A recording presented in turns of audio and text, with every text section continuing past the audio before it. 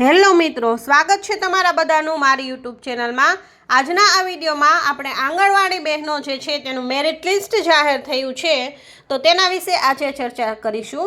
જે કોઈ પણ વિદ્યાર્થીએ ગુજરાતની અંદર આંગણવાડી વર્કર અથવા તો આંગણવાડી હેલ્પર તરીકે ફોર્મ ભરેલ છે અને તેનું મેરિટ લિસ્ટમાં નામ છે કે નહીં અને કઈ વેબસાઇટ પર મેરિટ લિસ્ટ છે એ મુકાશે એ જાણવું હોય તો આ વિડીયો જરૂરથી જોજો।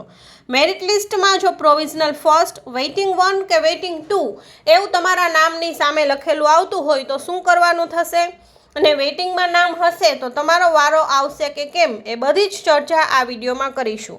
જો તમારી એપ્લિકેશન રિજેક્ટ થઈ છે તો તમારે આગળ શું કરવાનું અને ગ્રીવિયન્સ એટલે શું એ બધી જ માહિતી આ વિડીયોમાં મળશે। અને જો તમારે એક પણ જે છે પ્રોવિઝનલ કે વેઇટિંગમાં નામ નથી તો તમારે વાંધા અરજી કરવી છે, એપ્લિકેશન રિજેક્ટ થઈ છે તો કઈ રીતે વાંધા અરજી કરવી અને આગળની બધી જ પ્રોસેસ છે એ કઈ રીતે કરવાની થશે આ બધી જ માહિતી છે આ વિડીયોની અંદર આવરી લેવામાં આવી છે। તો વિડીયો અંત સુધી જરૂરથી જોજો અને તમામ આંગણવાડીની અંદર જે ફોર્મ ભરેલ છે એ બધી જ બહેનો સુધી આ વિડીયો પહોંચાડવા વિનંતી।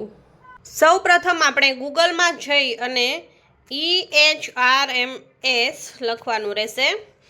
ત્યારબાદ અહીંયા છે ફર્સ્ટ છે લિંક પર ક્લિક કરવાનું રહેશે જેથી કરી અને EHRMS ગુજરાત જે છે તેની વેબસાઇટ છે અહીંયા ઓપન થઈ જશે અને આ રીતનું કંઈક પેજ છે એ જોવા મળશે। આમાં છે તમે ફોર્મ ભરેલું હશે એટલે તેમાં તમારું લોગિન હશે જ।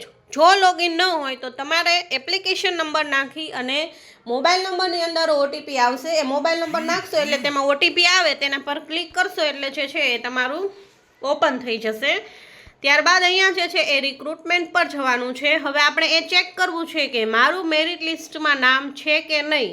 તો આપણે મેરિટ જોવું છે તો અહીંયા મેરિટ ઓબ્લિક કરીને રિજેક્ટ લિસ્ટ છે તેના પર આપણે ક્લિક કરીશું એટલે અહીંયા તમે જોઈ શકો છો તમારે પાછું સિલેક્ટ કરવું પડશે એડવર્ટાઇઝમેન્ટના તમે જે આંગણવાડીની અંદર સિલેક્ટ કરવા માગતા હોય, જવા માગતા હોય એના પર ક્લિક કરવાનું રહેશે। અહીંયા મેં રાજકોટ અર્બન પર ક્લિક કરેલ છે। પોસ્ટ તમે જેના માટે એપ્લાય કર્યું હોય એ સિલેક્ટ કરવાની રહેશે।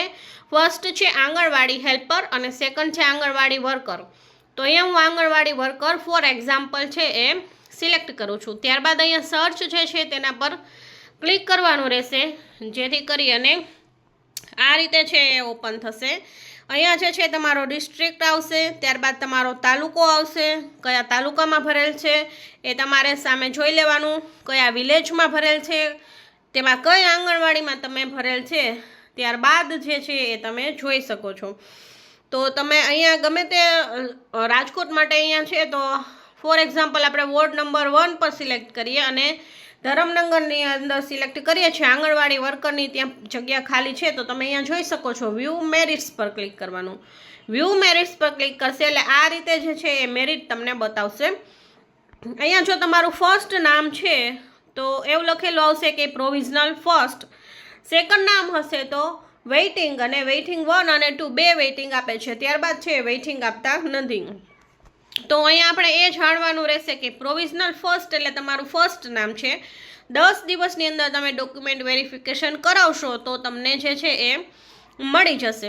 જો તમે 10 દિવસમાં વેરિફિકેશન ન કરાવો તો વેઇટિંગ 1 વાળાને બોલાવશે અને ત્યારબાદ વેઇટિંગ 1 વાળા જો હાજર ન થાય તો વેઇટિંગ 2 વાળાને ચાન્સ મળશે અને કોઈ પણ વેઇટિંગવાળા હાજર ન થાય તો તેની નીચે જે ક્રમમાં નામ હશે એ ક્રમમાં તમને બોલાવશે। હવે તમારે એ વિચારવાનું કે તમારું જો છે વેઇટિંગમાં પણ નામ નથી અને આખા પેજની અંદર ક્યાંય તમારું નામ જ નથી તો તમારું નામ ક્યાં હશે?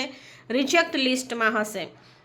રિજેક્ટ લિસ્ટની અંદર જો તમારું નામ હોય તો તમે ચેક કરી શકો છો, રિજેક્ટ રિમાર્ક્સ આપેલા છે, તમારો એપ્લિકેશન નંબર પણ છે, તમારું નામ પણ હશે, મોબાઈલ નંબર હશે અને તમે જે આંગણવાડી માટે એપ્લાય કર્યું છે તેનું નામ પણ છે અને સામે રિજેક્ટ રિમાર્ક્સ લખેલા છે। તો તમારે એ જોવાનું રહેશે કે શા માટે મારી એપ્લિકેશન છે રિજેક્ટ થઈ છે। તો ફર્સ્ટમાં આપણે જોઈએ તો તેણે સ્વ ઘોષણાપત્ર જે છે એ નથી જોડેલું, પછી અહીંયા 12 પાસની અંદર પ્રોબ્લેમ છે, અહીંયા સ્વ ઘોષણામાં વિગત ભરેલી નથી।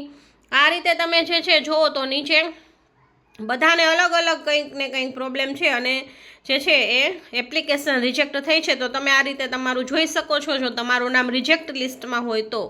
હવે અહીંયા તમને જોઈને એવું લાગે કે શા માટે મારું નામ રિજેક્ટ લિસ્ટમાં ગયું, મારા તો ડોક્યુમેન્ટ અથવા તો માર્ક્સ જે છે એ મેં નાખેલા બરોબર છે, અથવા તો ભૂલથી તમારાથી જે છે એ ખોટા ડોક્યુમેન્ટ અપલોડ થઈ ગયા છે. તો તમારે હવે સુધારવા હોય તો શું કરવું? તો એના માટે હવે તમારે અહીંયા બેક જવાનું રહેશે અને રિજેક્ટ લિસ્ટની બાજુમાં એક જે છે એ બટન આપેલું છે, તેના પર લખેલું છે એપ્લાય ગ્રીવિયન્સ.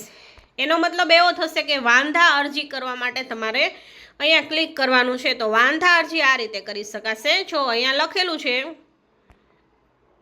અરજી કરતી વખતે જે અરજદારે જે કંઈ પણ ભૂલ હોય તો અપીલ દરમિયાન તેમાં સુધારો થઈ શકશે નહીં. અત્યારે તમે અપીલ કરો છો, જો તમારા જાતિની અંદર કોઈ ભૂલ હશે, તમારા નામમાં ભૂલ હશે, એડ્રેસ કે બીજી કંઈ પણ ભૂલ હશે, એ ભૂલ અહીંયા સ્વીકારવામાં આવતી નથી.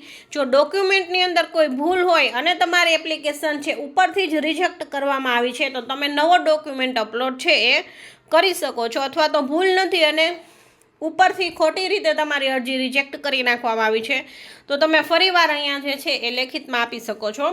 તો આ રીતે છે એ અહીંયા સુધારો જે છે એ થઈ શકશે, વાંધા અરજી થઈ શકશે. અહીંયા સિલેક્ટ લખ્યું છે, અહીંયા તમારે સિલેક્ટ કરવાનું રહેશે. તેમાં તમે અહીંયા કરી શકો છો જે કંઈ પણ તમારે જ્યાંથી સિલેક્ટ કરવાનું હોય, તમારો જિલ્લો છે અહીંયા કરવાનો. અહીંયા રાજકોટ અર્બન કરેલ છે. પછી ઉમેદવારનો અરજી ક્રમાંક, અહીંયા તમારે અરજી ક્રમાંક તમારો જે છે એ નાખવાનો રહેશે.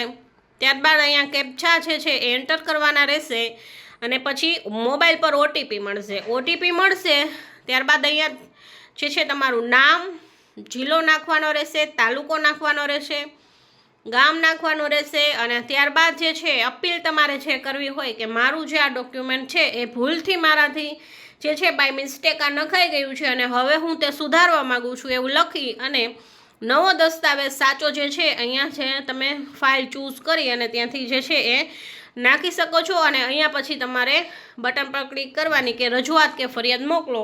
સેન્ડ કરશો એટલે ફરી પાછું તમારું જે છે એ ચેકિંગ કરશે બધા જ ડોક્યુમેન્ટ અને જો તમારો ડોક્યુમેન્ટ સાચો હશે તો ફરી પાછું તમને જે છે એ તમે જો વેઇટિંગમાં આવતા હોય તો વેઇટિંગમાં તમારું મેરિટ લિસ્ટમાં ફર્સ્ટ નામ આવતું હશે તો પ્રોવિઝનલમાં પણ તમે આવી શકો છો. તો આ રીતે જે છે તમે વાંધા અરજી પણ કરી શકો છો. તો ભૂલ થઈ ગઈ હોય તો કોઈ પણ ટેન્શન લેવાની જરૂર નથી.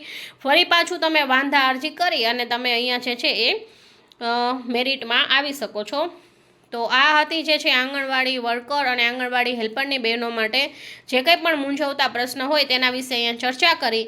જો વિડીયો સારો લાગ્યો હોય તો તમારા મિત્ર સુધી અવશ્ય શેર કરજો અને જો આંગણવાડીના વિશે તમારે કંઈ પણ પ્રશ્ન હોય તો મને કમેન્ટ બોક્સમાં જરૂરથી જણાવજો અને આવા જ વિડીયો મેળવવા માટે મારી ચેનલને સબસ્ક્રાઈબ કરજો. Thank you.